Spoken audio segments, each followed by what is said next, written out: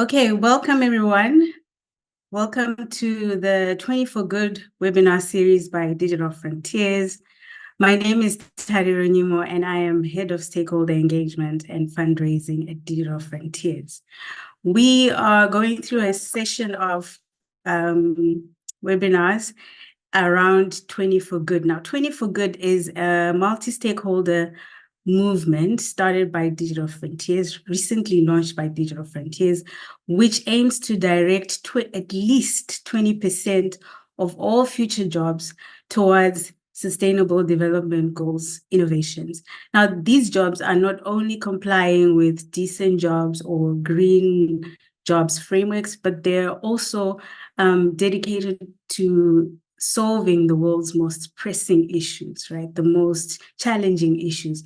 For example, zero hunger, that's SDG 2.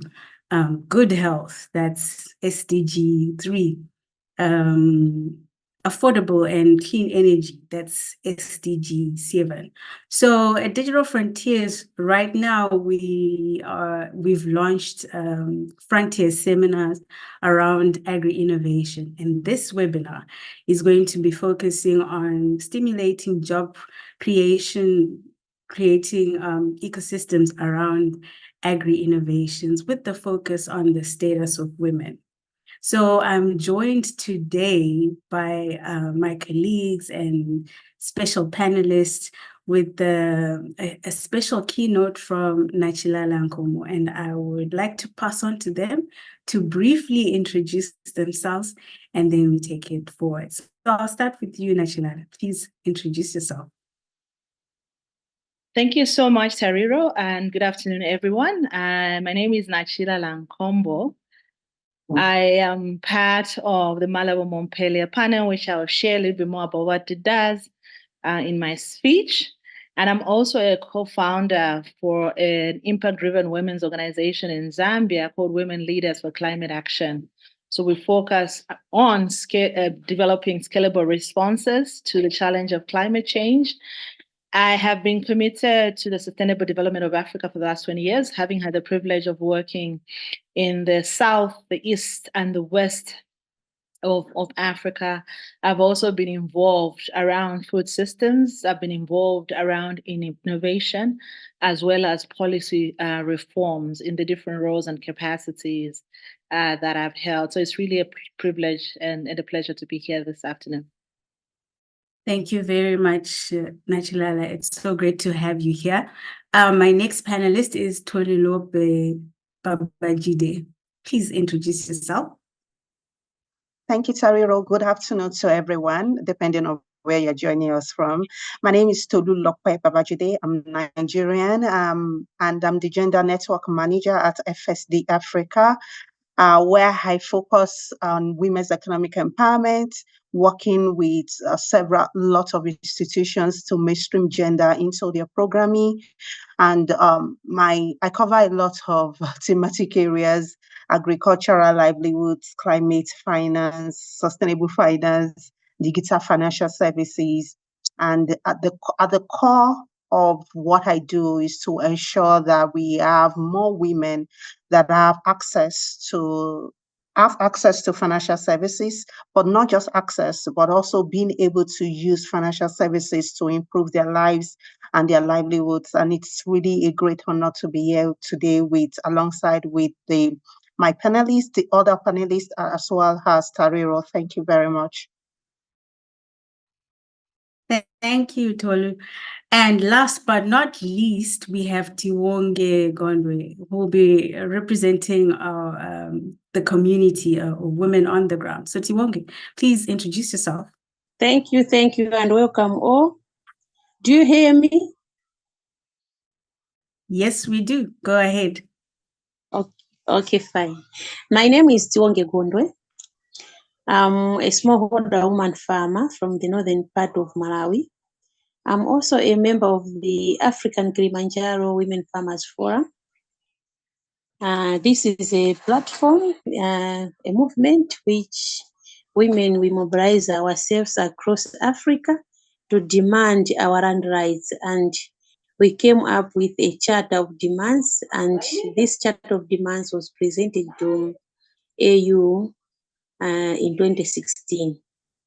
We this African Kilimanjaro Women Farmers Forum.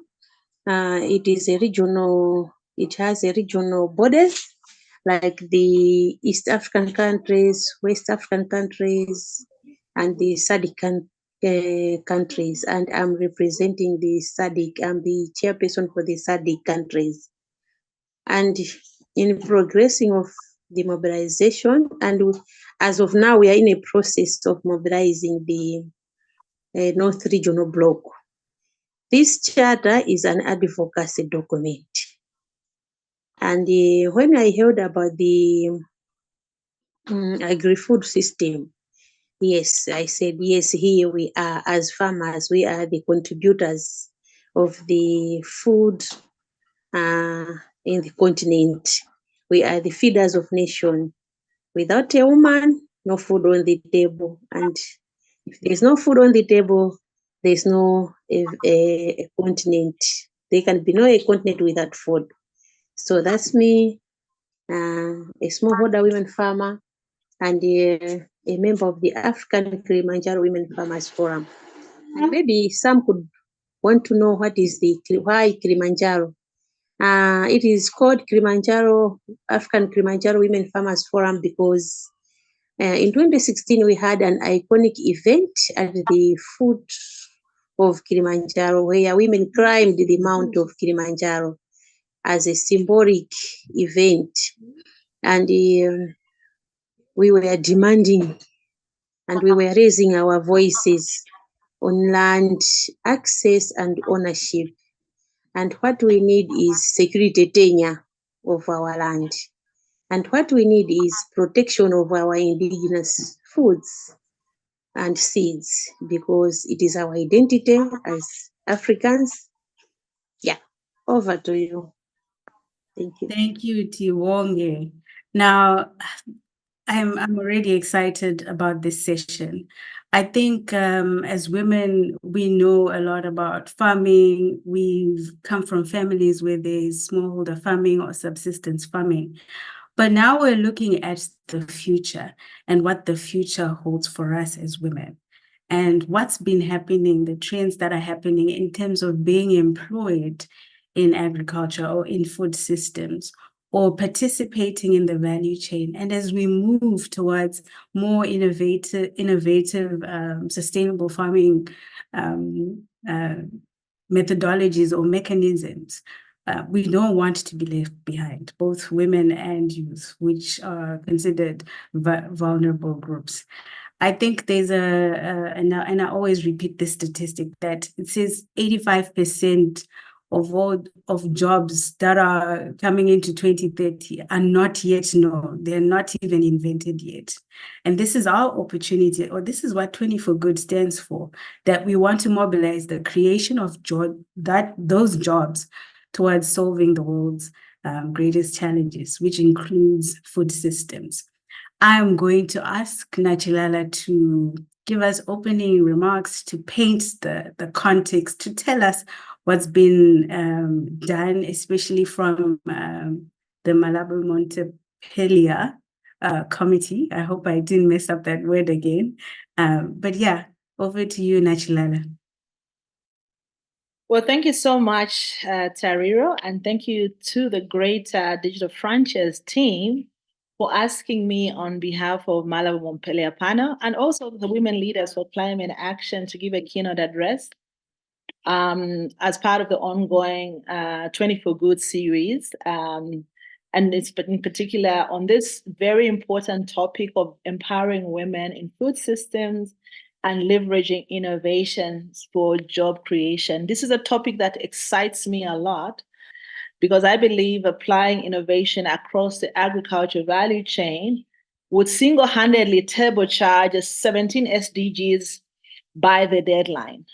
So I argue that investing in women is smart development, investing in women is smart economics, and investing in women and girls is good for everyone.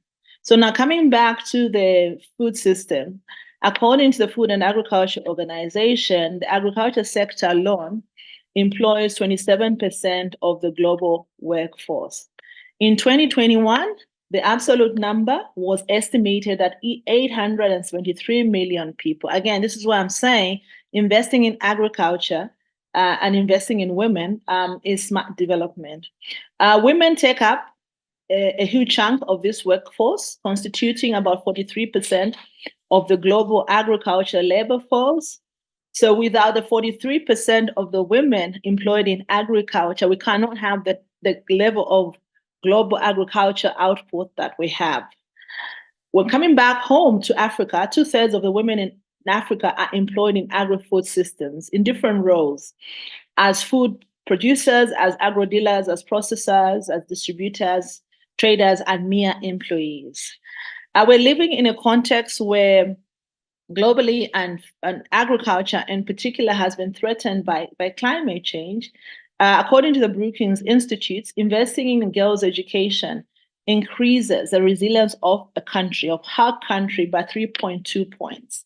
So on this call, I really want to congratulate the 24Good movement for focusing on women's empowerment in agribusiness as a smart development strategy, as a smart investment strategy. Because by investing in women, we are not only driving economies, we're building resilience, and also we have the opportunity of creating jobs at scale that are needed by the huge population of young people we have in Africa in particular and worldwide. So some of you who may be wondering who the Malabo Montpellier panel is that Tariro keeps referring to, I am a member of the Malabo Montpellier panel. It is a group of international experts from Africa and from around the world, established in 2017, dedicated to conducting research and producing policy advice needed to transform agriculture and food systems in Africa. Since 2017, we've produced over 10 reports that are basically looking at the experience of African countries where we've had success and generating recommendations to governments to bolster food security, improve nutrition, and promote a more sustainable agriculture system across the continent. So our work has really been instrumental in trying to deal with some of the biggest problems of our time: climate change, economic inequality, and rural development. Now, coming back to women, worldwide, women as entrepreneurs, farmers, and employees play a very pivotal role in our food systems, from the farm to the table.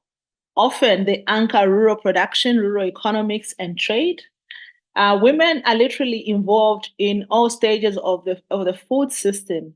However, the challenge is that they may be less visible and their contributions may be undervalued as key players in the food system. Despite the key role that women do play, women face a number of structural barriers and cultural norms that discount their contribution to the food sector as well as the larger economy. The consequence of this is that women's efforts and investments in the agriculture sector attract a lower return on investment than men. For example, according to the Food and Agriculture Organization, for every dollar a man makes in the agriculture sector, a woman only makes a fraction, 82 cents. Women's engagement across the world in the sector has largely been more informal and labor intensive, with less opportunities to participate in high value markets or export-oriented activities that make more money. So women's access to key services, productive assets, decision-making, and resources to increase their productivity and the viability of their businesses has not been equal to men.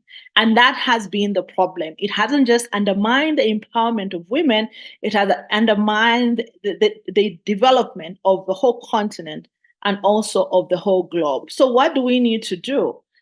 First and foremost, we must identify and dismantle the social norms and rules, not only in the rural setup, but also within modern institutions that relate to access to land, that relate to access to finance, technology, education, markets that undermine women's access and productivity. And once we do that, we'll be able to unleash more sustainable and equitable opportunities for everyone within the food system.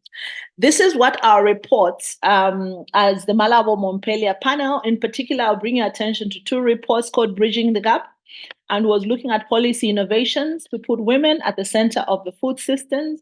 And another one that was built around the 2014 African Union Year of Agriculture, and that was looking at how accelerated growth and transformation could be created within the agriculture sector in Africa. So basically, these 2 reports just ask African governments to recommit to gender equality and to improve the access of women's access to resources and decision-making if the whole agriculture sector was going to be developed and unleashed.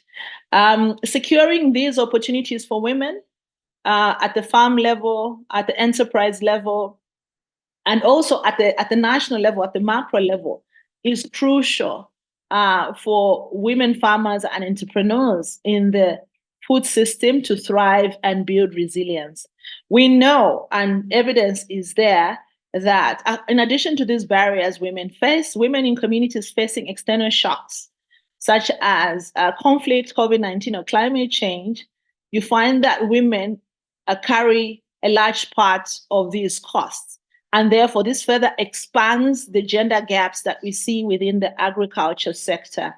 And so to maximize job creation opportunities and build resilience of food systems, of communities, it is critical that decision makers in the agri-food system build gender-sensitive investment tools and approaches that will not only include that approaches that will empower and unleash women that are participating at different stages of the value chain.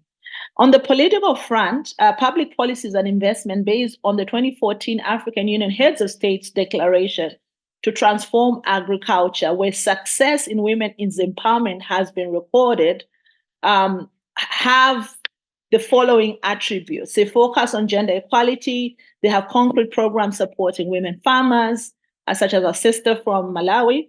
And also they emphasize on targeted capacity building that enable them to better participate in the markets and access finance.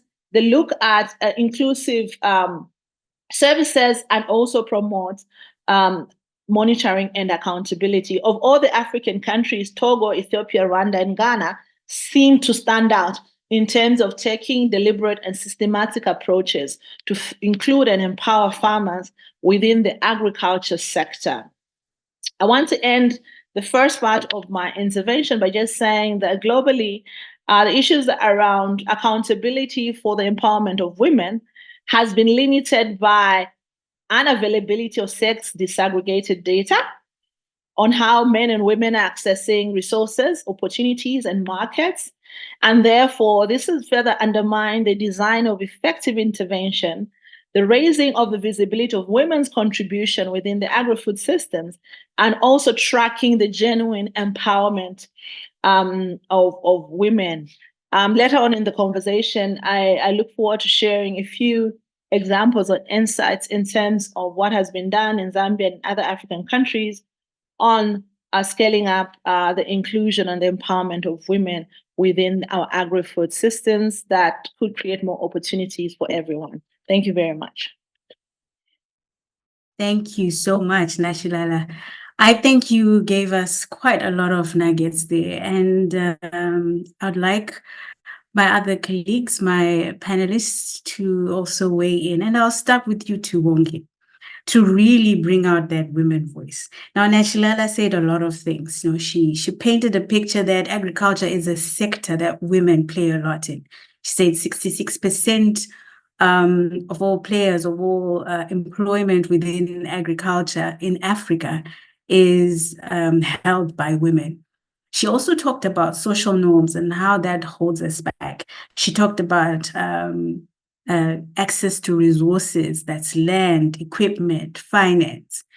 Tiwonge, can you really now tell us, in light of 20 for Good and moving into agri-innovations and some of the challenges or what you're sensing or how you're feeling, noting that I think the trend in employment in agriculture has been declining for both women and men. Women and men, people, okay, let's say society is moving into other sectors. And what are the issues that you're struggling in? Tiwonge? Okay, welcome, and thanks, Nachilala.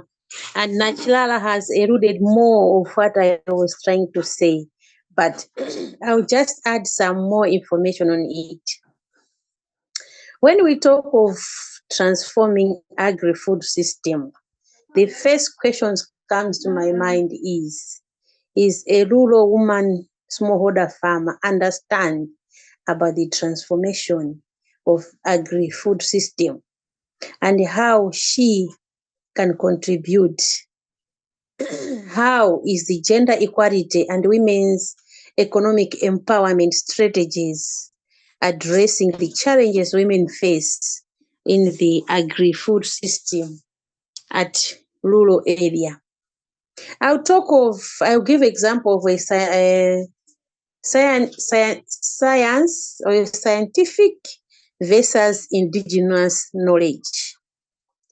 When we talk of agri-food system, we cannot talk of it without talking of climate change as a big challenge, as a big elephant in the agri-food system is the climate change. And when we talk of climate change, we talk of different methodologies, different mechanisms which women farmer can adapt, can mitigate to address this climate change. So I'll give you an example of indigenous knowledge versus scientific knowledge. When the meteorology department says the rain will come December, and when a rural woman says, okay, in my community, for me to be aware that the rain is coming, I see some features in my community.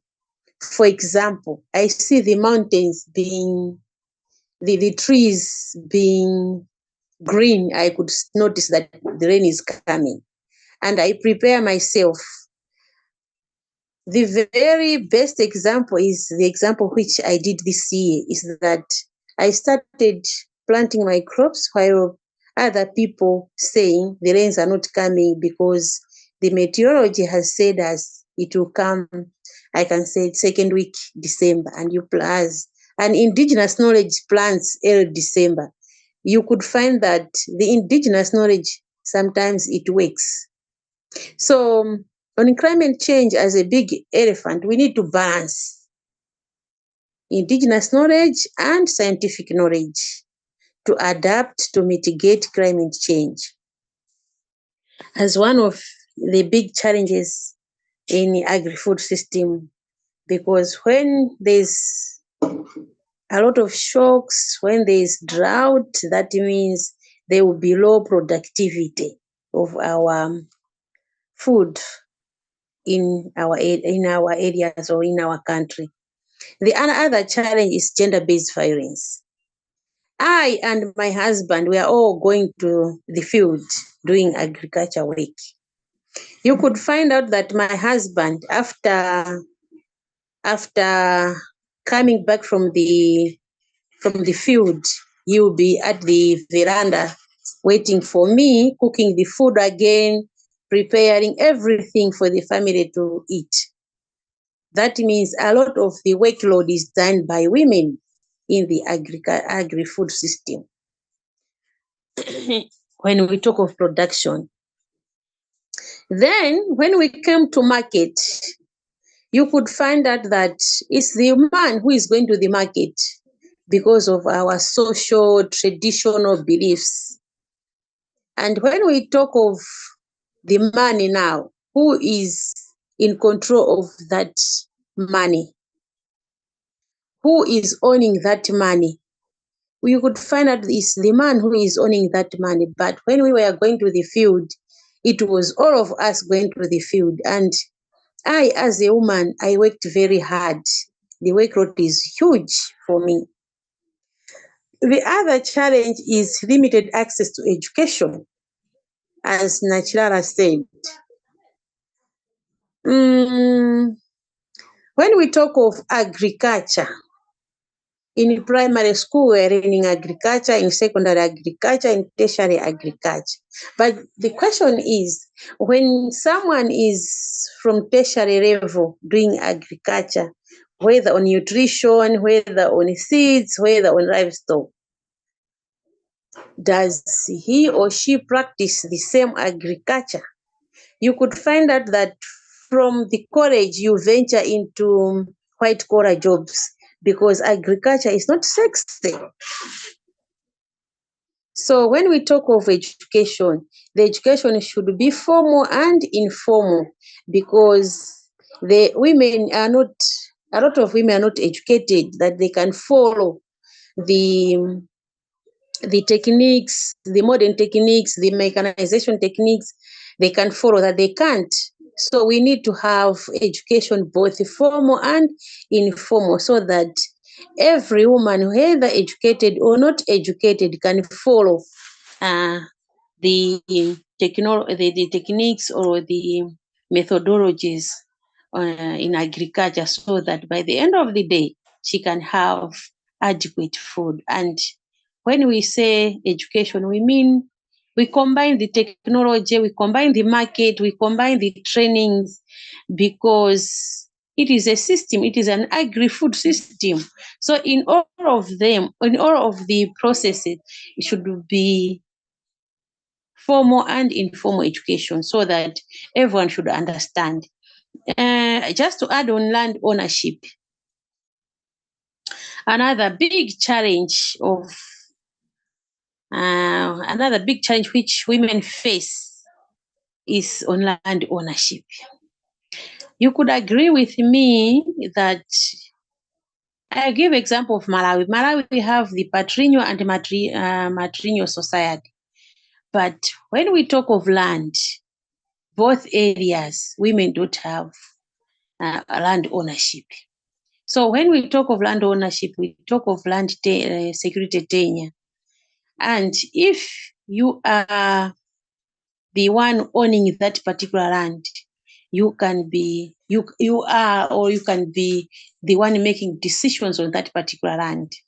So socially and economically, that means women, we are far behind in terms of land ownership. Socially, we are being oppressed. Economically, we are also being oppressed. When we talk of economically being oppressed, I'm talking about the land registration. For me to register a piece of land, that means I need to have capital, I need to have land. So if I don't have land, or even for me to access the loan, maybe to buy farm inputs, maybe the bank will ask me, where is the corrector? Has the husband signed here? And when we talk of land, can I give my land as a corrector, which is a customary land? That means I can't, because the customary land doesn't have papers. Yeah, so, and in addition to that, the big challenge is also on finance. Women don't have the capacity.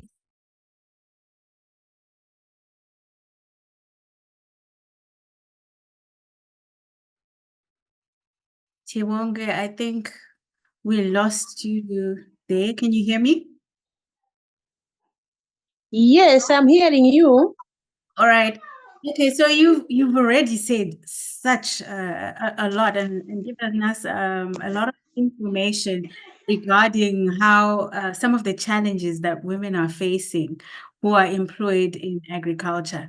And as we move into a more digitized society, as we move into future jobs, which are really going to be created around technology, already we feel like you are left behind, not empowered as much, do not have resources.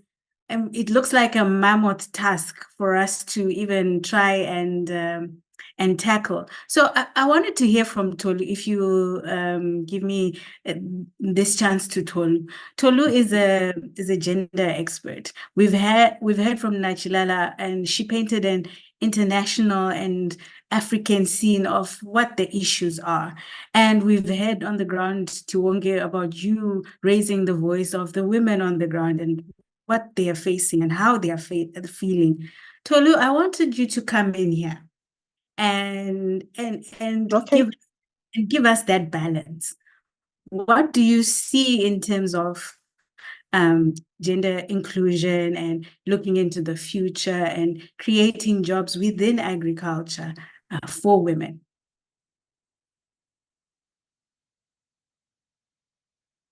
Okay. Thank you very much, Tariro. I thought you were going to go with the questions that you've initially asked, which is really about the resource inequalities. But I believe that both Tiwonge and sorry, I would not be able to use my video because my internet is a little bit bad. I'm in Nairobi, so we are experiencing some not too good internet. Is that okay? So, and a lot has been said about resource inequalities and what these resource inequalities are really about. So I would not want to dwell about that. But I also see that, there's a big opportunity for some women, smallholder farmers. But in this context also, I would not call them smallholder farmers because a demographic that is producing over 70% of the continent's food. I don't think they're small. They're subsistence, I would call them, but is there an opportunity for them to expand? Definitely, yes. There is an opportunity for women farmers to expand. But just slightly before I go into that, I want to touch on that land ownership that Tiwonge had, mentioned earlier. And yes, for a lot of women farmers, it's either they are renting or leasing or just have access to a small plot of land, which then is affecting their productivity and affecting their income. But going directly into what I see as opportunities and how technology and innovation could be used, could be leveraged. Before we get into that, maybe it would be good to sort of look at the barriers that women farmers face, and then being able to match that with the opportunities that we are seeing currently. One of the barriers that women farmers have is access. And when we talk about access, is that we are talking about access to land, access to inputs, access to extension services, access to financial services, and access to markets. But underpinning all of that is still access to information. At the end of the day, it's still about if a woman farmer, if there's a loan or a credit facility that is available in a bank, let's say CLDB in Tanzania, and it has been in news all around that there's this particular loan facility for women farmers. But if this woman that is living in Iringa or in Beya, far away from Dar es Salaam, is not opportune to listen to that sort of news. It doesn't matter what that credit facility is about. The truth is that she doesn't have access because there is lack of information. So what can we do about this lack of information? That is where we need to get innovative.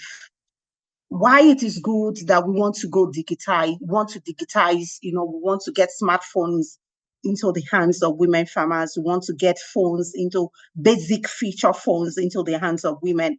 It's also, the question is, how are we also leveraging the informal structures that women farmers are typically clustered in?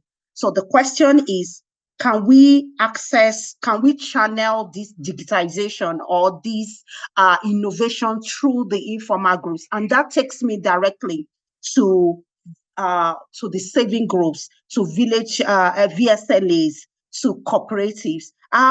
We need to proactively leverage these informal structures. And that takes me to one of the projects that we're currently implementing in Tanzania. And this is digitization of community management groups.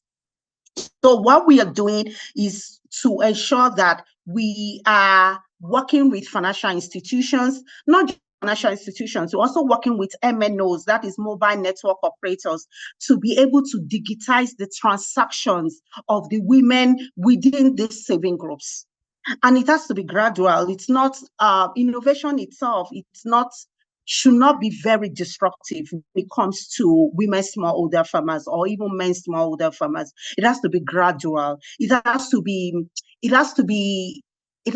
familiar, if I can use that word. So access to information is very critical, but it's leveraging the informal structures to be able to channel these innovations, to be able to channel this digitization. And then away from the access to information, I would say that financial inclusion is very key. And this can be it's a game changer for women smallholder farmers. When Tiwonge was speaking, Tiwonge spoke about a woman that needs credit, and she needs to, probably use her husband's phone or use her husband's SIM card. We know that in that sort of situation, that woman is not economically empowered because she is not able to have access to financial service, and not just financial service, she doesn't even have the privacy. And that is all that financial inclusion really encompasses when you look at it. So I would say that women's financial inclusion is very critical in being able to achieve substantial impact in the future of sustainable food systems in Africa. We need to get women to have access to diverse financial services. I'm not just talking about savings. I'm not talking about just access to capital. We're also talking about access to insurance.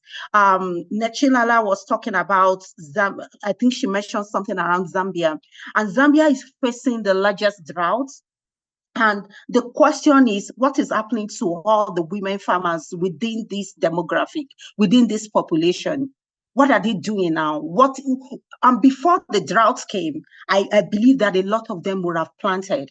A lot of them will have taken out loans. A lot of them would have taken out credits. So where are they now? Because the banks are going to be looking to them to say, where's the money? Where's the money that we lent to you? And that is where we need to look away from just credits. It's not access to capital is not necessary. I would say maybe it's number 4 on the list when it comes to women smallholder farmers. But that resilience, we need to strengthen the resilience of women farmers. And to do that, we need to ensure that women's financial inclusion is top on the list when it comes to opening of bank accounts, them using these bank accounts. But it's not just about bank accounts, like I said, it's also about pension, it's about insurance. I will give an example. I'm doing a project, I'm implementing a project in Mozambique. And the first step we took was to understand how women's livelihoods have been affected by cyclones and flooding in Mozambique. Also, we wanted to understand how financial services have been a means of resilience for strengthening women's resilience in Mozambique. And the truth is that it's very complicated. What we saw on the ground was that women are hit back to back. So a cyclone, let's say, Sofala.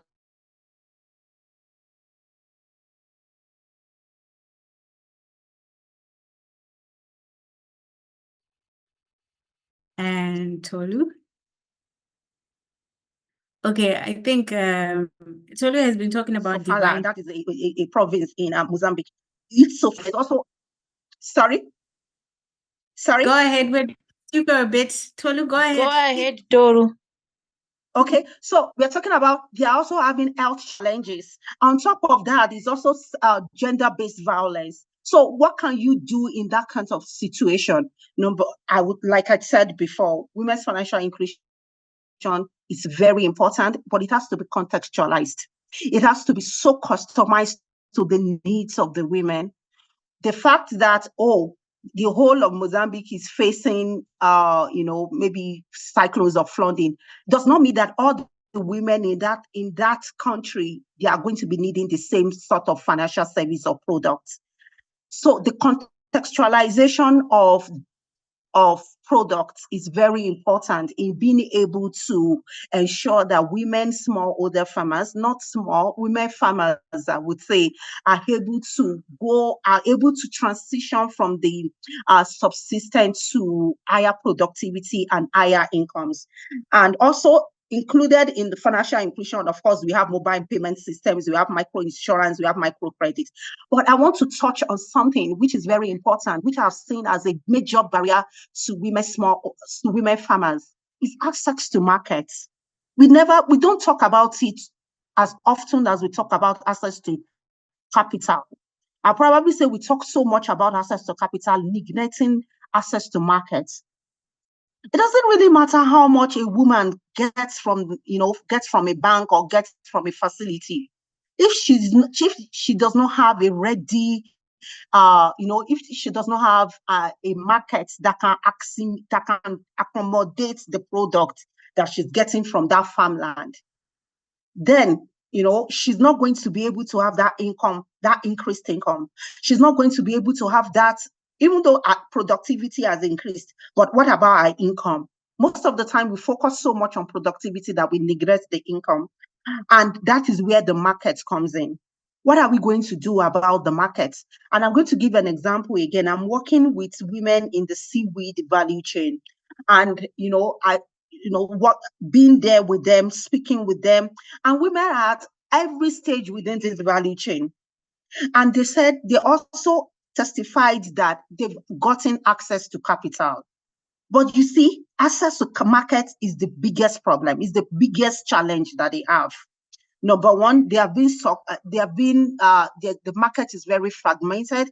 The middlemen are taking over the market. So they are producing so much of this seaweed, but they are selling it for PTNCs. So it is very important that even as we are looking at technological innovations, we're also looking at how can we customize e-commerce platforms. How can we potentially also influence the market? Or when I made the market, the regulator, what is the regulators doing to understand that this market has to be regulated? This value chain has to be regulated. So, of course, technology can do a lot around e-commerce platform. Once again, it has to be customized. It has to be contextualized in the sense that the seaweed, a platform for seaweed is going to be totally different from a market, a platform for cassava. For cassava in Nigeria, I'm Nigerian, by the way, and I worked a lot with women within the cassava value chain, and I've seen women shy away from the high productivity stages of cassava, which is ethanol or starch, which is highly profitable. But then they've stayed with gari, they've stayed with fufu, which is very low, as in it has low profitability. And also it has health hazards. But if we were to ask these women, why are you content with this sort of the stage of the value chain? They will still go back to the markets. They don't know who to talk to. If at all they don't know, they don't have the power for the value addition. So when we are talking about markets, we're also talking about the value addition. We're also talking about accessible markets. So online marketplaces, I would say it's good, but how many women have access to 5G or 4G internet? That is the question. But then that takes us to logistic solutions, which is very important. And that could be a technological innovation also, because this access to market could be it is also an infrastructural issue. A lot of women in the seafood or in coastal areas are not able to get their product to their nearest market just because they have no access to cold hubs. So what innovation can come out of that? And those are the areas that I believe that it is very important for us to look at. But last but not the least, before I hand over back to Tariro, is also going back to the productivity. We are now faced with climate change, even though Africa is like the least emitting continent, but it is at our doorstep. Earlier this year, we've seen how heat waves has affected West Africa, Nigeria, Cameroon, Mali, Ghana, and then coming to Southern Africa, we've seen, droughts. But then to East Africa, we've seen rains, devastating a lot of livelihoods and a lot of lives also, sadly. But that takes us to precision agriculture. It takes us to smart farming technologies. At what rate are we pushing these smart farming technologies, these precision agriculture technologies into the hands of women farmers? If we say that women farmers are producing 70% of Africans' total food consumption, are we then putting into their hands so much that they can understand these climate smart practices, that they can incorporate it into their daily farming routine? So it is very important that we also democratize smart farming technologies, the knowledge about smart farming, about climate smart. It's not just meant for some people. It's not just meant for some SMEs. It's meant for every woman farmer. And that I believe that everyone that is here also, we are all working towards the same thing, to ensure to enhance agriculture in Africa, to ensure that we are empowering the women farmers, and to empower women farmers, we need to improve their productivity.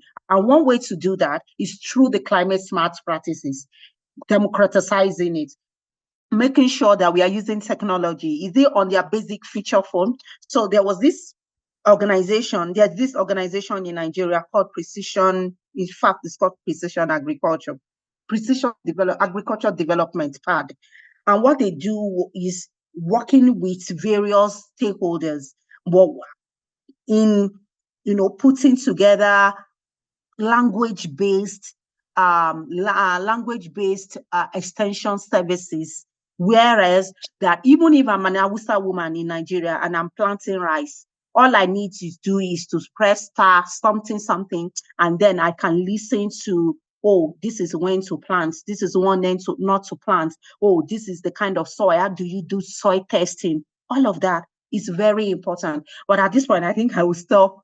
Over to you, Tariro. Well, Tolu, you mentioned a lot of things there. I mean, the power of technology and bringing devices into the hands of women.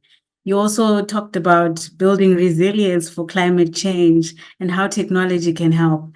I want to move back to Nachilala as well as Tiwonge. So Nachilala, I know that you co-founded, I think it's called the Women Climate Change Leaders. So tell us what sort of initiatives or interventions that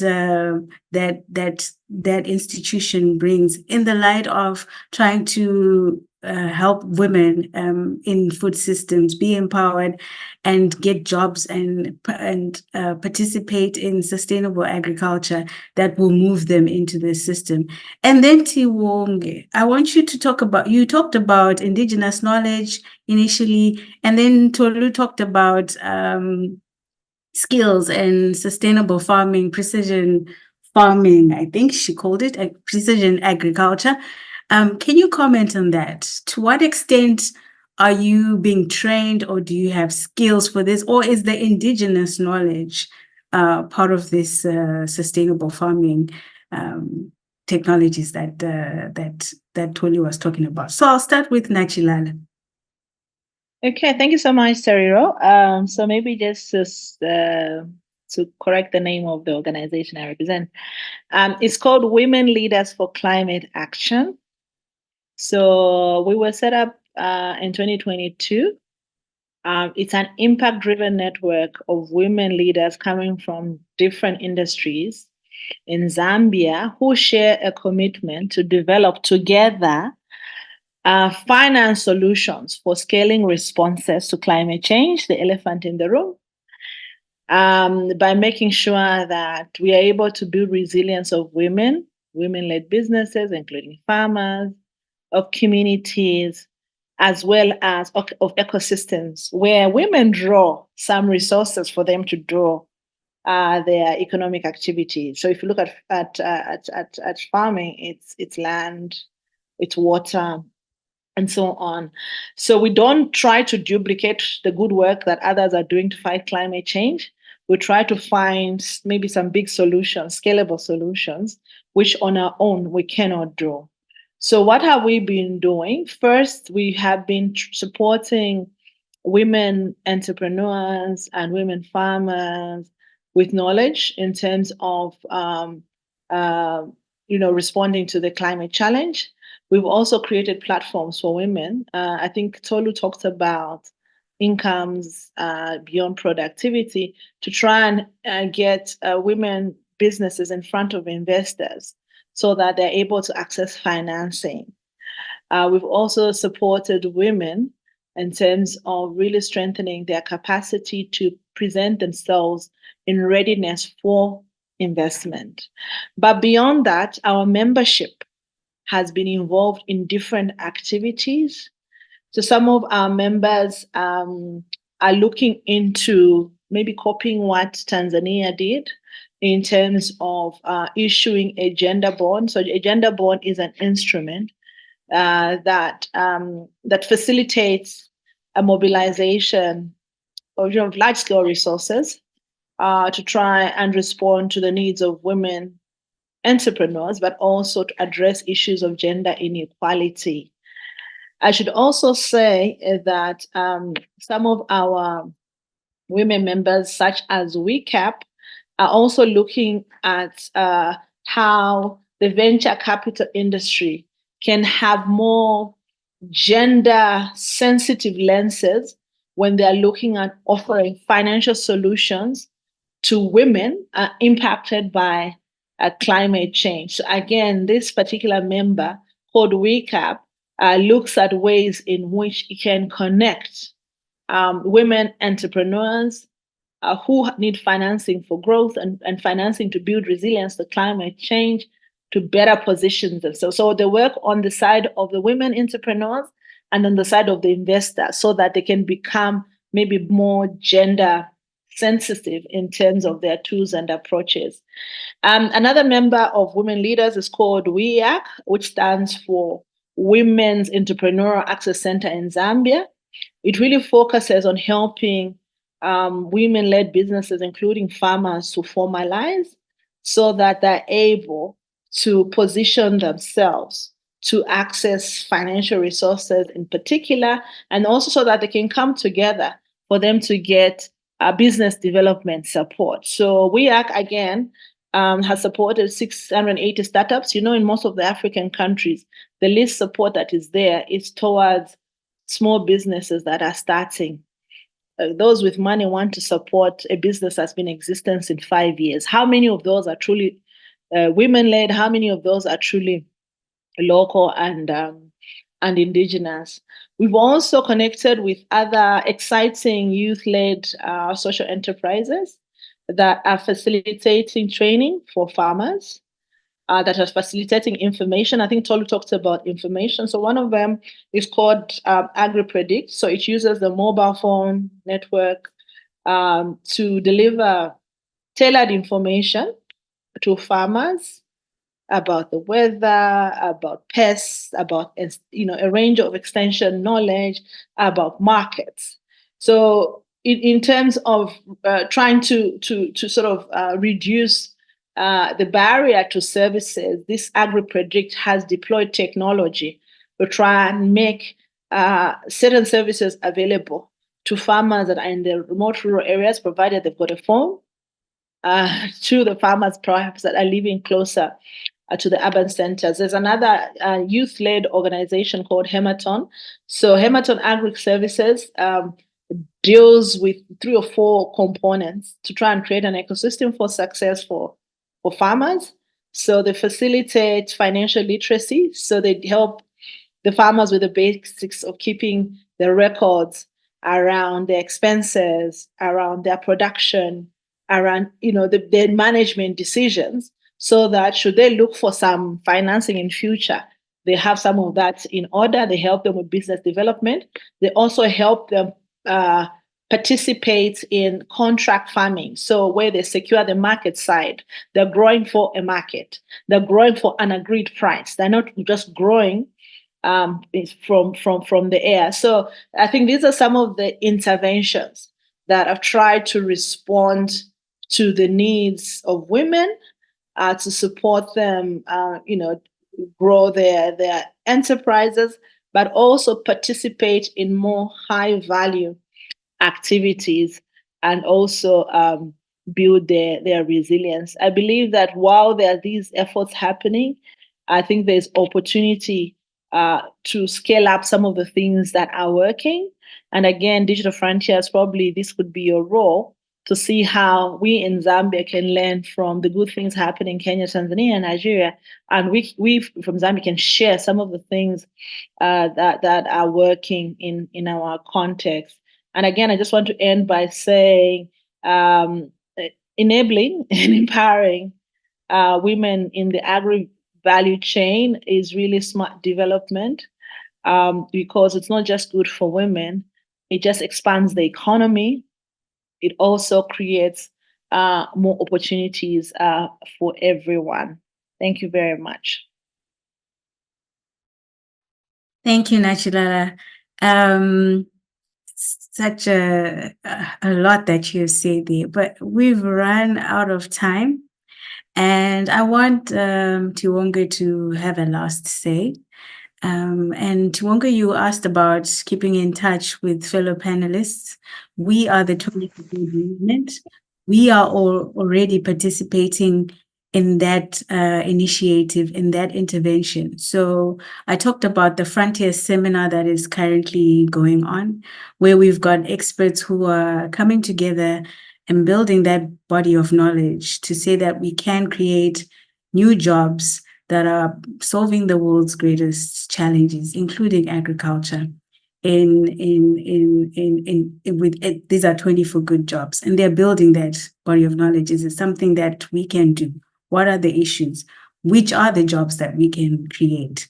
And following that, when we've got that body of evidence or that knowledge put together, we then draw down on specific challenges into working groups, which we can all join or express our interest to join, and really represent the women's voice as we create these new jobs, as we analyze the ecosystems, the value chains, the different value chains. There's a lot of examples that have been given already between all the panelists that are here, and I'm so grateful for all the information shared.